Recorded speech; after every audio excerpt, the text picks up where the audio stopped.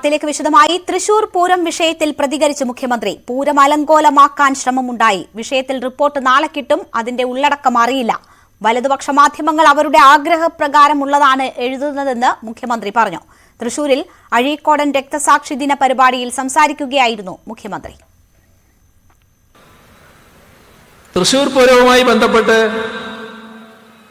കഴിഞ്ഞ പൂരം നാളിൽ പൂരം എങ്ങനെ അലങ്കോലപ്പെടുത്താനാകും എന്ന് നോക്കുന്ന ഒരു ശ്രമം ഇവിടെ ഉണ്ടായി.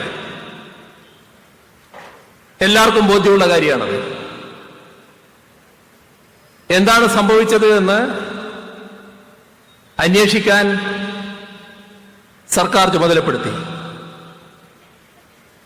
ആ അന്വേഷണ റിപ്പോർട്ട്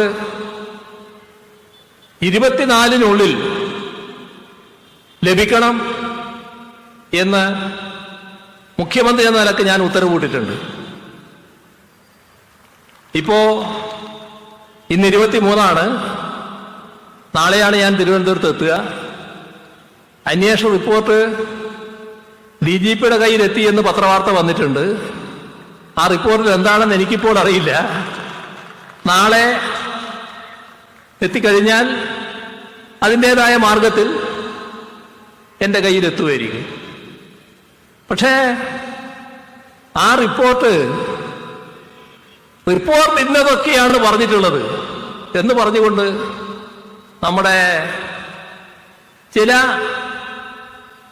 വലതുപക്ഷ മാധ്യമങ്ങൾ വലിയ തോതിൽ ഇപ്പോഴേ പ്രചരണം ആരംഭിച്ചിരിക്കുകയാണ്.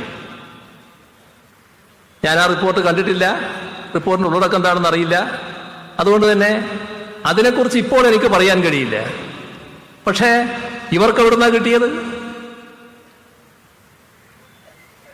ഇവരുടെ കയ്യിൽ റിപ്പോർട്ടില്ലാലോ.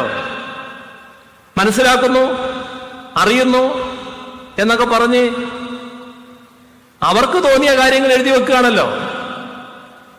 അവരെ ആഗ്രഹപ്രകാരമുള്ള കാര്യങ്ങൾ എഴുതി വെക്കുകയാണല്ലോ.